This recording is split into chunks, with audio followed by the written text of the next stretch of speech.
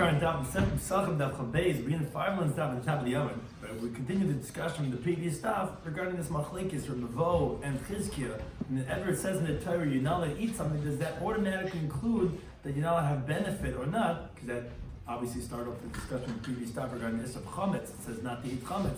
We said, how do you know there's even asbana? That's what we got in discussion is because it says lo ye'achil, which from the indirect way had to tell us that there is also going to be Isra Ano. Anytime it says in the Torah you're not allowed to eat something, automatically it's an Isra Ano.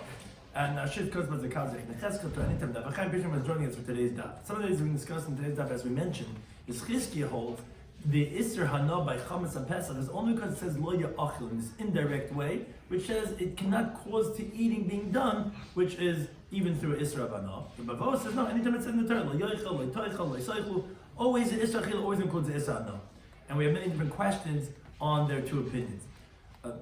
Some of the key terms and concepts we're discussing today's Daf are Gid HaNasha, which is a sciatic nerve that one of the parts of the animal is forbidden to be eaten.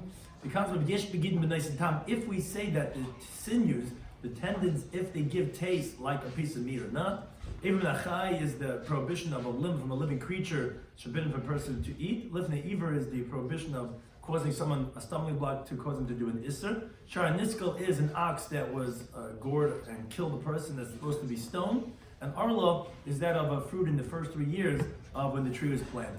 So as we mentioned, Rebbe Vo holds anytime it says in the Torah don't eat it, includes Isachila and Isana, until the Torah tells you specifically it's going to be permitted, like by Nevela we told you that it had to be no. Chizkiah says no, generally the prohibition of not to eat does not include Isana. Only here by Pesach it says lo ya'achil, it should not be eaten, then we said this Isana. So the Gemara now asks a series of questions on specifically Rebbe Vo, and some of them even on Chizkiah regarding where you see it will say don't eat and it will not include Isana. Or it will even say in the indirect way not to eat, which even if the Chizkiah includes this, and then you say it's not going to be enough. So the Gemara begins this series of questions. Must have been Nafcha. Yes, there is Nafcha. Very Gid HaNasha. There's halacha of the sciatic nerve. The Gid HaNasha of an animal, which is the tendon that was jumped, which when the Malach of Esav fought with Yaakov, and therefore we're not allowed to eat the Gid HaNasha. Rachmanam, the Torah says in Sefer Berish Lakin Lo Yochlu B'nei Yisrael the Gid HaNasha. The Jewish people do not eat the Gid HaNasha. So what are the words? Lo Yochlu. They don't eat it. So all it says is the prohibition of eating. But again, according to Bavo, anytime it says don't eat, it includes don't have enough. Yet, it's not the Mishnah says a person could send a thigh, which in the thigh of the animal is where the sciatic nerve is, with the Gid HaNasha. So he can send it to a non-Jew. The Gid HaNasha, he can have the Gid HaNasha inside that piece of meat. In other words, and we don't require the Jew to remove the Gid HaNasha. Why would you have to remove the Gid HaNasha? The non-Jews are allowed to eat it. As Rashi explains. The backstory is, we're not geyser, we're not decreeing that maybe a fellow Jew is going to see he's giving it to the non-Jew, and he's going to buy the kosher piece of meat that the Jew gave to the non-Jew from the non-Jew. He's going to think, oh, the Jew probably took out the Gid HaNasha because it's coming from a Jew, and he's going to eat it with the Gid HaNasha. No, that's not a problem, says the Mishnah. Why? Because it's recognizable. You could see if the Gid HaNasha was taken out or not. Okay, that's what the halacha says. But one thing we see is, parenthetical almost, that you see with the Gid HaNasha, you're allowed to have benefit from it because you're allowed to go ahead and give it to a non-Jew. That's difficult in Rebbe Vo. The Torah says you're not allowed to eat the Gid HaNasha. Now, you're telling me every time it says, loy toichel, all those words that include Isana, how are you allowed to go ahead and sell or give the Gid HaNasha to the non-Jew if it's Issa Tavana? Says Gemara, that's not difficult. It's an interesting chiddush that he says over here. When the Torah permitted nevela, which we mentioned in the previous daf, the Torah says nevela you're allowed to have enough from. You're allowed to give it to the ger, you're allowed to sell it to the non-Jew. So the Torah explicitly comes to tell you. Remember, Rebbe Vo says anytime it says don't eat, it means don't have enough either. So that was the question. Gid HaNasha, you should also not have a benefit. No, because when the Torah permitted you the nevela, it included the meat of the animal, the chelba and its fat, the gida and its Gid HaNasha, which all of those were permitted to have benefit from the nevela. So like Rashi explains, every chaylev, which is forbidden to be eaten, and every Gid HaNasha, the Torah is telling you from nevela that you're allowed to have benefit from it. Why? Because when the Torah tells you, like Gersh B'Shrechet to Den B'Chala, that's including the whole nevela. The whole nevela, not just the meat, but the Gid HaNasha is in there too, somewhere, and the chaylev is also in there too. So the Torah is telling you it's permitted to have benefit, even if it's not from a nevela, even from a kosher animal. The Gid HaNasha was permitted to you, and therefore all Gid HaNashas are permitted. So say, wait a second. That answer is Hanich Laman Dama. That's very well according to the one who says Yesh begidin b'noisen tam. The gid, the tendons, they're not meat, they're not flesh. There's muscle, then which is the meat, and then you have those connecting cartilage, the tendons. If you say the gid has a taste of meat, so I understand how you could tell me it's included in the veil, because that's part of the meat. It's just like meat. Elamandama ain't begidin, according to one that says that the gid, the isra of the gid hanosha, is not b'noisen tam. It doesn't give a taste of meat. Meaning, if you cook the gid hanosha with some other, let's say, kosher meat, that opinion would hold that the meat does not become asa, because it's not giving taste. Now, therefore, you obviously see that the gid hanosha does not have a taste of meat. So when the Torah permits you to have benefit from the nevela, to give it to the gerut to sell to the non-Jew, that's not included in the vela. It's like bones, because it doesn't have a taste of meat. So therefore, it's not included in the heter of nevela. It's like a piece of wood. The Torah therefore actually holds you liable for the gid hanasha. So Michael Name, according to that opinion, what are you going to say? Where do you ever see that it's mutabano? It cannot be included in the heter of nevela. Nevela is the meat itself. That's what you're giving to the ger or to the nachri. So if you hold yesh begid menais tam that the gid is like meat, it gives taste like meat. So therefore, it's included in the heter of nevela of the hana. But if you're telling me that it's not, the Torah just tells you that it's usher to eat it, but really it's not like the meat of the animal itself. So it's never included in the heter of hana of the nevela, and therefore, according to that opinion, which this machlek is in Pergid Anasha and Chulun that's the basic point of that opinion. How you can explain it? Says the Gemara, you're right.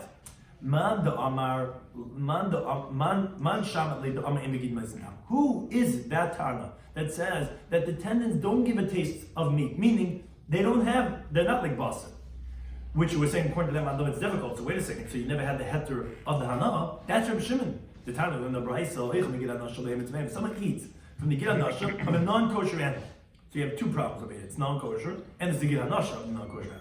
So Yehuda says, yeah, you can have two liabilities. One, you're eating non-kosher, and two, you're eating the Gid Hanasha of the non-kosher animal. Rabbi Shimon says you're actually totally exempt. As Rashi explains why. You're exempt from the fact that it's non-kosher because he holds ain begid noisin tam. It doesn't give a taste. It's like a piece of wood. So therefore, you're not eating non-kosher. You're eating a non-kosher piece of wood. There's no non-kosher. Additionally, you're also exempt from the isra of Gid Hanasha, because when did the Torah tell you you're not going to have the Gid Hanasha is where the meat is going to be permitted, which of a kosher animal. Because that's what the Torah is saying. The Torah is telling you don't eat the Gid Hanasha, which the inference is, but the meat you could. But a non-kosher animal, there's no isra of the Gid Hanasha, as the Gemara explains his opinion over there in Chulun Daf Yomi. Now, therefore, says the Gemara, Reb Shimon, Hachinami the Aser. You're right. Reb Shimon would tell you that the Gid Hanasha of a kosher animal is going to be Aser even Bahana. Even Bahana. In other words, we just showed you he's that Tana that holds that the Gid Hanasha it does not noisin tam. That's what holds you potter from the element of the fact that it's a non-kosher animal. So yeah, he taka holds that it's going to be Aser Bahana. The Tana, when the Bryce said something like this. Gid Hanasha, the first opinion says mutabana. You'll have benefit from it. That's the Rabbi Yehuda, because he holds that yes, begin with noisin tam. So it is like a piece of basa. So when the vela was permitted, it included the gid and the mutabana. Reb Shimon says that it's forbidden to go ahead and have hana. So obviously you see that loy toichu includes the isra of hana, which is exactly like a bavo. And when they permitted nevela b'hana, the gid was not included according to Rabbi Shimon because it's not included in the basa of nevela. According to Rabbi Yehuda, it's going to be permitted because he holds yes begid noisin tam. As Rabbi Yehuda says mechayiv shtayim, so the gid is included in basa. And when the veil is permitted, so it included also that of the Gid Hanasha. And again, therefore both opinions are really like a bavo, and therefore it's not difficult on the bavo. That was question number one. Now we move on to question number two on the bavo. Very down. We have the isra of blood. Rachman, the Torah tells me yikra kol nefesh mekem l'tichel dam. Anyone's not allowed to eat dam. So what does it say? Loy toichel. You tell me according to bavo, loy toichel included. Not having enough yet. But it's not. We learn the Mishnah says that says elu. We're comparing two types of blood. Elu refers to the leftover bloods of the chatas hapanimias. You would cover chatas that the blood was thrown inside the heichel, and those which are the majority were thrown on the mizbeach hachitz. So what did they do with the leftover bloods of those that were brought inside the sanctuary of the Beis Hamikdash itself? They would pour it on the western foundation of the outer mizbeach. And after they did what they did inside, they would take the leftover blood and spill it there on the western part of the foundation. Ve'elu, and these bloods, which refers to the leftovers of the outer chatois, which are the majority of chatois, which are poured on the southern foundation of the mizbeach.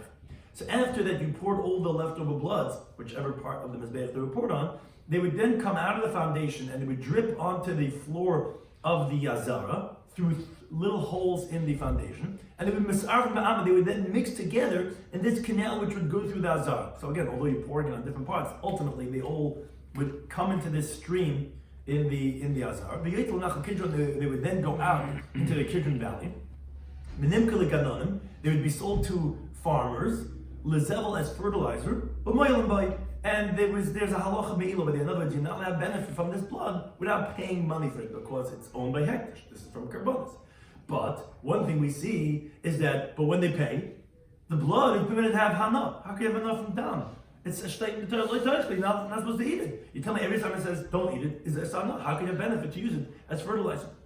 Says the Gemara, no, shanitan. Blood is different. Why is blood different? Because the iskis l'mayim. The pasuk equates blood to water. That's why it says in the pasuk in Devarim, you're not supposed to eat it. The blood on the ground has to spill like water. So what are you comparing to water?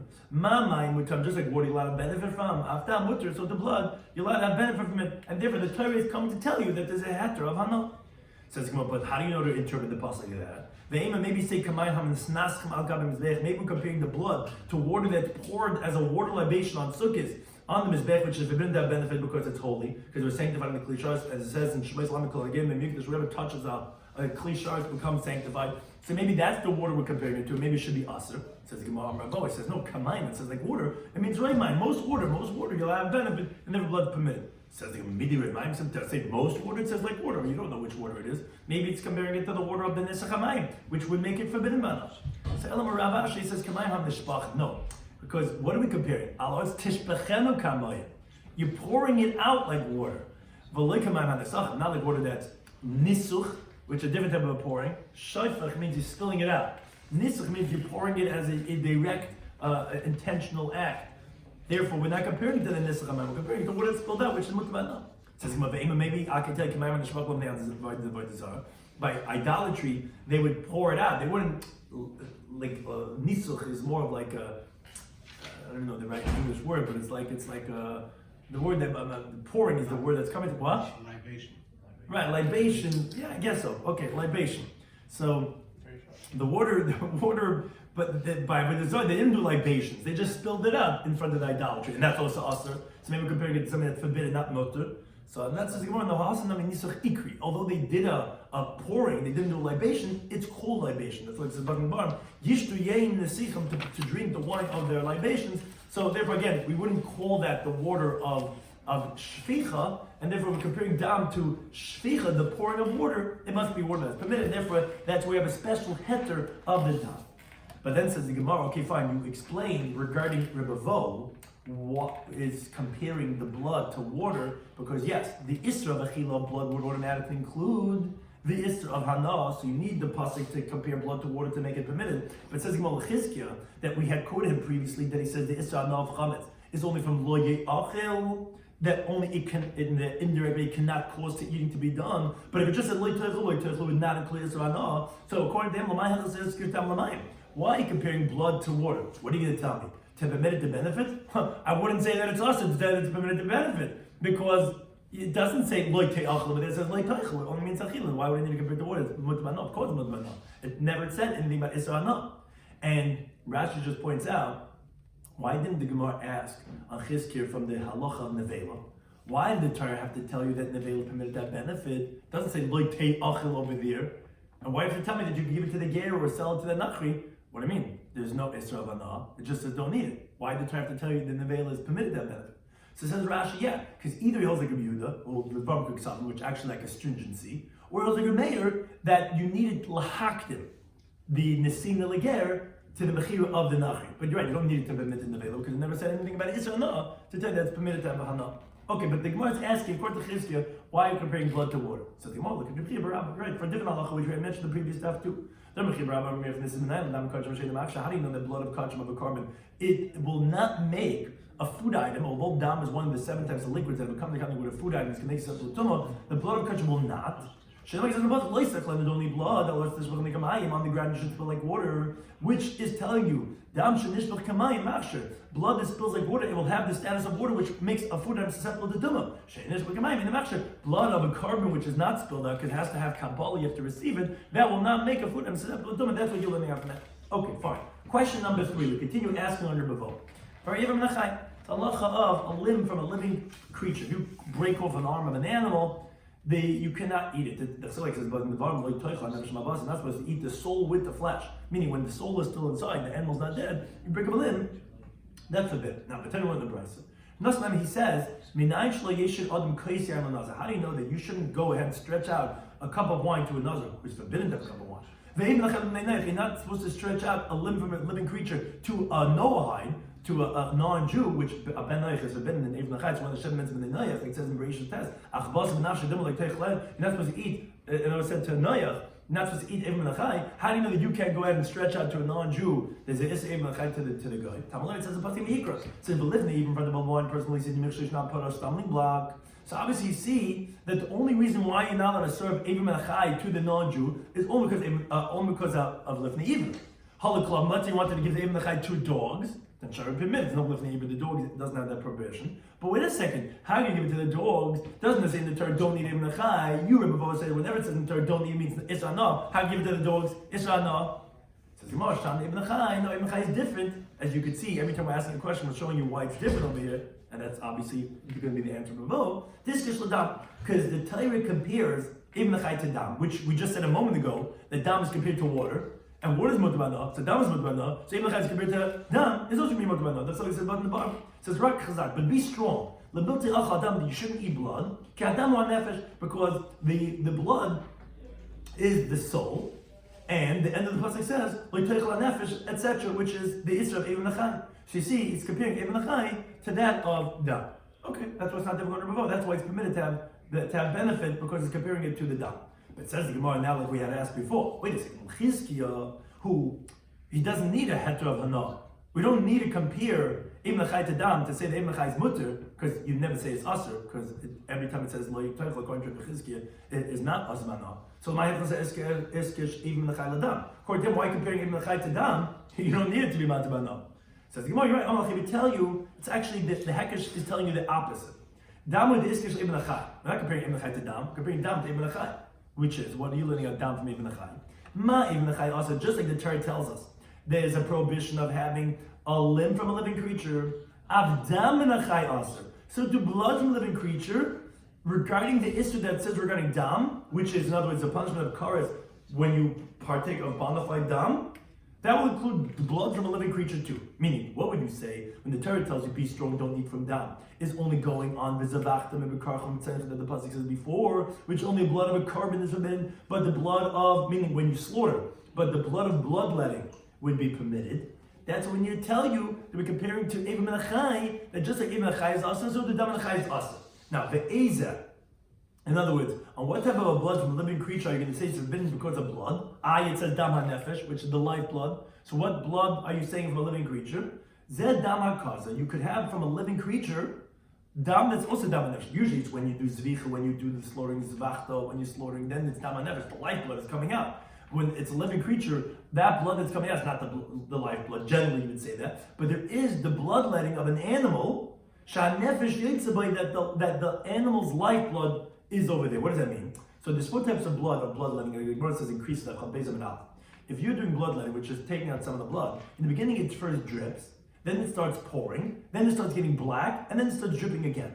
So there are certain bloods that the life blood's not coming out, and there are some that it is coming out. And the Brisa there teaches which is the damakaz, the bloodletting that the soul leaves. It's when it's pouring out. That is what we're saying, that there's going to be a reboot for kares from the Eidim Nachai, which can tell you the same thing is by Dam Nachai. It's going to have the same halacha, that's going to have the Isser of Dam, of having kares, which although you don't have any Dam, but some have kares, some don't. It's after Dam Shah never Sheitzabay. That's going to be by Dam HaKaza too. That's what we're learning out from Eidim Nachai to Dam Nachai too, not only when you're slaughtering the animal, but even when you're just doing bloodletting when the animal is still alive. Okay, the next question is going to ask on both Chizkiah and the Bavo.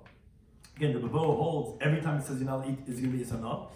Chizkiah says, at least when it says in this loyo echel, and it says in this indirect way, that he says that, oh, that's also in Yisana. We're going to quote you a halacha that it says lo ye'achel and it's not going to be sanah.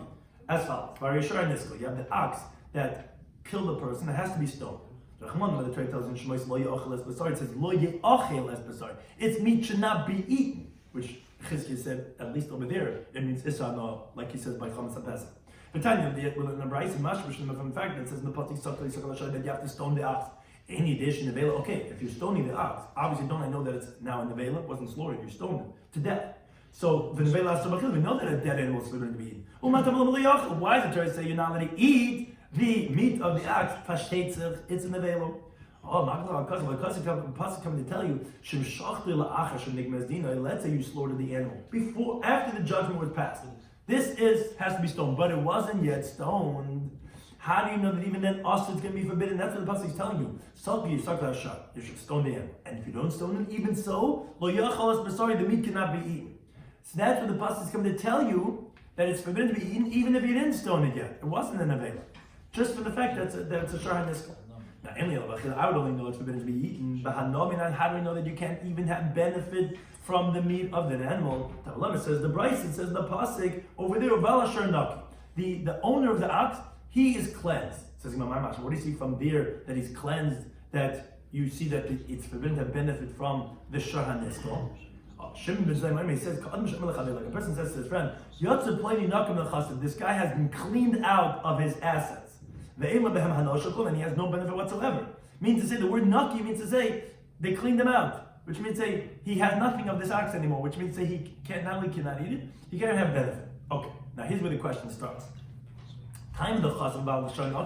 The reason why you tell me that the is hano by the meat of the shar hanisko is because it says about shar naki that it was cleaned out. But if just from the words lo yachal that it cannot be eaten, Israchil mashma, not only know that you cannot eat it, Israchil mashma would not know that you cannot benefit. That's difficult on even on Chizkiah, because it says lo yachal, which tells me it's hana. And for sure, if we're going to vote, anytime it says you now eat includes it's hana. So why do I need Baal Shar Naki to tell you that you can't have hana? From lo yachal, I already know you can't have hana. So the truth is lo yachal. Really, you're right. When it says it cannot be eaten, Israchil this hana mashma includes that you can't eat it and you can't benefit. What do you need that pasuk Baal Shar Naki? That's lahanos oirehu dehasa. That had to tell you that even the benefit of the hide, the skin of the animal, that even that's going to be asa. Why? Why do I need to tell you the skin? Because something that you would have thought to say lo yochel es basari. Said, what does it say? Don't eat its flesh. Basari in, and yes, and not eating includes the hana, but basari in there will include the flesh, but not the hide. I tell you Baal Shar Naki to tell you that even the hide. Now, it says the Gemara, but according to the other Tanam that the Gemara brings above a comma, that they bring this pasuk of Naki, l'drasha, to a different drasha. For example, let's say l'chatzi kaifer. There's a halacha of a shor tam and shor muad. Shor tam is an ox that gored 2 times or 3, and the shor muad did it 3 times. Now, the halacha is that when the shor muad kills a person, they have to pay kaifer. The owner has to pay the value of the person that was killed. On that says one of the Tanaim over there that the word Baal Shar Naki comes to tell you, but when it's a shor tam, that the owner is Naki, he's exempt. If it kills a person, then he doesn't have to pay half of the kaifer. Although generally shor tam pays chatzi nazik, half the damages. So you think when he kills a person, he would have to pay half of the kaifer. No, he's exempt from that. He doesn't have to pay chatzi kaifer. Or it may flood this. There's another Tana that learns it out. If let's say the ox gores a pregnant woman and she miscarries, so when a person is fighting with his friend and he causes a woman to miscarry, he has to pay the value of those fetuses of the child. But if an ox does it, Baal Shar Naki, then it's going to be exempt. So according to those Tanaim that learn Naki for those drushes, so then Hanas Ayman Allahu, where do they know that there's an issue of having Hana even on the skin? You can't say from a Baal Shar Naki because they use a Baal Shar Naki for something else. So it's going to okay, you're right, Naflum es basari, they learn that from something else. When it says that lo ya'achel es basari, what's the word es? Oh, shtayt es. You don't need an extra word es. Lo ya'achel basari, what's es basari? So anytime it says in the Torah es, it comes to tell you something that's secondary to the thing itself. Es ha'tavle basari, what's considered secondary to the meat? Is the skin. Tell me to tell you that not only is the meat forbidden, but also is the hide is going to be forbidden to have benefit. But for Hida, when the Gemara goes back, according to the other time, who already learned out the prohibition of the skin from the word of Baal Shar Naki, so what does he do with es? He's not learning it for the skin because he already knows it from Naki. Says, Es le darsh. That Tana does not expound the word es as a ribui, including something else. Because he holds like Shimon HaMsaini. What is this? A famous Gemara, Katan like Lina Braisa. Shimon HaMsaini, some say it's Nechemi HaMsaini, Hayidarish kol es and Shabbatar. He expounded every time it says in the word Torah es, like what does it say es? There's no extra letter in the Torah, extra word. You don't have to say the word es. Don't say es. It says es. It's coming to include something that's secondary to the item that you're mentioning. Kivin Shigi, once he reached in the Dvar, Le'es Hashem HaKetira, that of Hashem your God you shall have fear. Pirish, he stopped. He said, what am I going to include to have fear with God? What's secondary to God? So he removed himself from all his essence. Every time, every drasha, his whole sefer, his whole life's work, he undid it. He says, from the fact I see that from essence from Gavitira, I can't include something with God. So obviously all those drashas were wrong.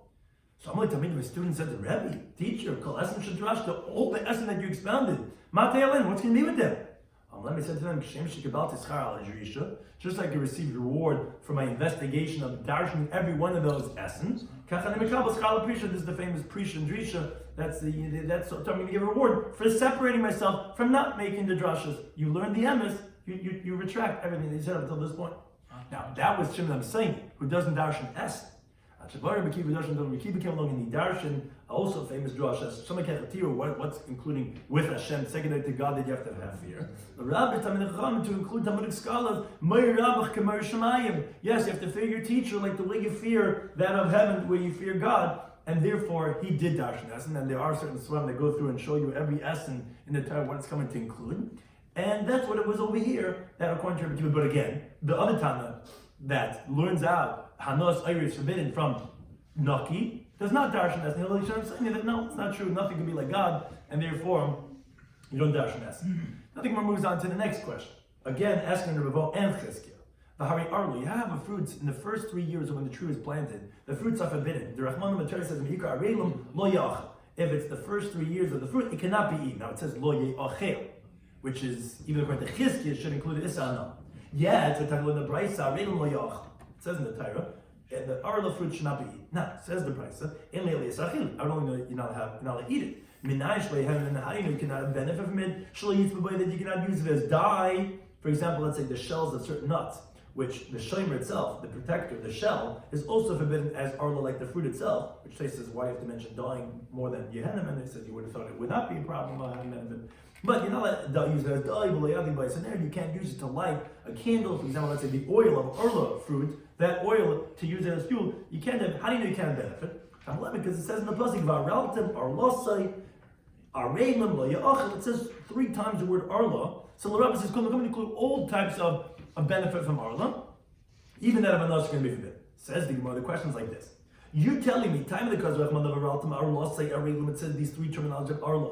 That's how I know that this is Issahana by Arla, Halavach, but if it didn't, I mean, then I would have said, Issachil Mashma. Okay? This is Loy Achil, it's only you can't eat it. Issa no Loy Mashma, but I wouldn't know that this is Issa having Hana. Why not? It's difficult on both. Even Chizkiah says Loy Achil, which includes Issa no. Why do I need Araltam, Arlasayr? Why do I need that for? Says Gemara, Lo'olam, you're right. Loy Achil Mashma, it says it cannot be eaten, that infers, Beinis Achil, Beinis Hana. It usually includes the prohibition of eating and having benefit. But Vishani Hasam, but there it's different by Arla. I would have thought it's not like that because the Chsiv Lochem. It says for you. Lochem sounds like it's yours that you could have benefit from it. So therefore Itzrach, therefore it's necessary, as the Gemara explains. So good that I would have thought to say, since it says for you, it could be yours and be permitted to have benefit. Kamash Malon, it's right to tell you that no, that it's going to be forbidden to have benefit from Arla by all those extra words of Arla. But then says the Gemara, wait a second. But if you have all those psukim, meaning Artam, Arlasai, which are telling you it's us to have benefit, so then you're back to the question, Lachem, which sounds like it's permitted to have benefit. So Lamali, what do I need it for? What's it coming to teach you? Lachem sounds like coming to tell you that's for you, that you get benefit, but you can't because you have Artam, Arlasai. So what is it coming to teach? So it's like trying to learn the Brisa, which actually it's opposite, polar opposites of what we're going to learn from the word Lachem. The first time it says Lachem is L'Rabes Es Natur, it's coming to include if, let's say, you planted something for the needs of the community. For example, let's say in the middle of the road for every passerby that he could eat the fruits of the tree. That's coming to include that the laws of Arla is going to apply to that tree too. Yudam, he says actually lahaitis into the rabbin. He actually says it's going to teach you to exclude if it's planted for the rabbin. That actually then it's not going to have the halacha part, which more explains. My type of Tanakama, what's the reason in Tanakama that says coming to include that which is Netul Rab, planted for the public, that's going to be Asr? Because the Pasuk in the Yikra, in the Tata, that you will plant your tree of Arla. Now, that's Liyachid Mashma. That sounds like you're talking to an individual. Because as Rashi says, it's not normal to plant something for the public. And therefore, it says in the plural, in the Tatam, you will plant, it's every single individual that they're planting. So, L'Ram L'Mashma, but it doesn't seem to include the Isser of the public. Now, Kashach Man L'Chem Torah says, for you, that's in plural, that's Lehevis and Tularab, that's going to include, even when it's planted for the public, that's going to be Asa. But Rabbi Huda, he actually disagrees. He says, no, in Tatam it says that you will plant, Mashma Ben L'Ram Ben L'Yachid, that's in the plural, whether many individuals or for the Rabbi. Now, V'Lechem, the word, and for you, is again, Ben Yachid Ben Ram Mashma. That also sounds like for the individual or for the public. Have a riboy achar riboy. That's what's known as including after including. You already included from Netatem, and now you're including with Lechem. Now, this is an interesting halacha that was brought throughout Shas. When you add, when you do adding and adding, it's actually coming to diminish, and therefore that's why that Tana is going to hold that no, that's actually coming to exclude Amnatul Rabbim. Because since it's a Ribach Riba, therefore it's coming to Memayit, and it's going to tell you actually Natul Rabbim is going to be mutter. But again, that's what we're learning out from Lachem, because it's not going to tell you that's mutter bana, because actually telling you it's osbana from Meralta Merlosai, from those extra words of Arla.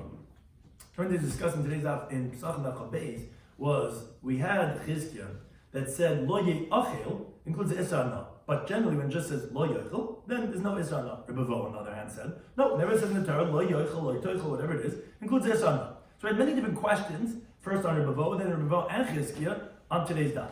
First, we asked him Gilanash. It says in the Torah lo yochel, and yet it's mutter bahano. What do you mean? How you have enough from the Gilanash to give it to the non-Jew? It says you're not allowed to eat it. Includes isra.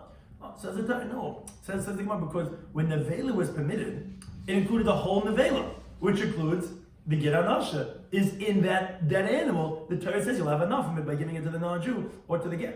Now, then the Gemara says according to the that says the gidna not listen tam, which that the Gemara proved is Reb Shimon. You're right. According to him, it's actually the asabana because that's not including the heter nevela because the nevela was only by the basar. The gid don't give it tam basar. Therefore, it's going to be asa. Then we ask from Daf. It says in the Torah, don't eat the blood. Yet you see you're allowed to sell the blood of the karbanas to the gardeners to use as fertilizer. But it says you're not allowed to eat. That means you're not have enough. No, because it is compared to water. The pasuk says which water is permitted to have benefit. And it's specifically water that's poured, not that which is nisach, libation, which like of kachim or of a dezara, which would be other types of waters. Here, it's compared to that which is poured, which is permitted. Now, but then according to Chizkiah, why are you comparing blood to water? Not to say it's mutter b'no, because you wouldn't have said it's usher in the first place, because it doesn't say like achel. You're right, you need it the other way around. To tell you that dam kachim is not going to be machshir, which it's not like water, which is spilled on the ground, therefore it's not going to be machshir like water. Then we say, what's for even minachai? It says don't eat it, and yet you're allowed to give it to the dogs. You're only allowed to give it to the non-Jew because of lifnei ivor, but to the dog you're allowed to. It says not eat, which includes esanon. Says the Gemara, because Ibn Chai is compared to dam, and dam is compared to water, and water is permitted to hano, and dam is permitted to hano, so Ibn Chai is also permitted to hano. According to Chizkiah, why are you comparing dam to Ibn Chai? And this is actually the one that's the other way around. Yeah, it's actually not to tell you that Ibn Chai is mutter b'no, because I wouldn't have said it's asabano. It doesn't say loy te'ochel. It's actually to tell you that you're on dam Ibn Chai. You're learning on dam from Ibn Chai, not Ibn Chai from dam, which is to tell you by dam hakaza. But the bloodletting, even though it's a live creature, but if it's dam shahan nefesh yitzabay, which is the isar kares of dam, only which is the lifeblood, that even there, even dam nachai, you're going to be chayav kares. Then we said, I shahan niskal. The ox has to be stoned. It says lo ya'achol cannot be eaten. This question is difficult even on Chizkiah. The Gemara is going to ask us, and it's the isar hano we only know from balashar naki, which wait a second, why only know from balashar naki? It says lo ya'achol, which including this hano. That says the Gemara, that's going to tell you that Isra of the oil, because it says don't eat from the basar. So yeah, which that includes also lo yachal basar includes the hana, but I would only know the basar. How would I know the ar? That's you have to learn from Naki. Now, but then the Gemara says, according to the Tanam and Baba Kama, that say that actually from Naki you learn out other halachas, let's say of Chatzi Kaifer or Dmei Vladis. So how do they know that there's a heter of the there's an Isser of the oil? You don't know it from Balashar Naki. They learn it from S. Es Besari, which includes the tuffle, to the basar, which includes the skin. The other time who doesn't know it from S knows Balashar Naki, he doesn't dash from S because he's like Shimon Saini, which was not like a Bekiva who ended up dashing S as Shimon Kechatira, and they don't dash in S, and therefore they didn't know it from there. Then we asked another question from Arlo. It says, Lo Ya'achil, and yet I only know the Isana from the Rebbe of Arlo. Why? I should know it from the word Lo Ya'achil, which means Isana. Says the Gemara, no, because it says Lachem. So I would have thought to say that it means Shalachem, that you could have Mutbah. No, therefore I need to learn it out from the extra words of Arlo. But then says the Gemara, okay, but then if you have those Pesachim, so then why do I need Lachem? What does Lachem come to teach you?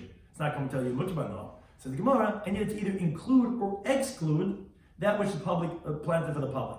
On the one hand, you'll say that there is a Tana that says it's coming to include because the Tatem is only who plants, is only individuals. So when it says Lachem, it's coming to include that of a Rabbah. The other Tana says the opposite. The Tatem is plural, which would sound both. And then it's also Lachem. That's a Rebbe Chariboy, and therefore that's going to be made. Thank you to any time for hosting us.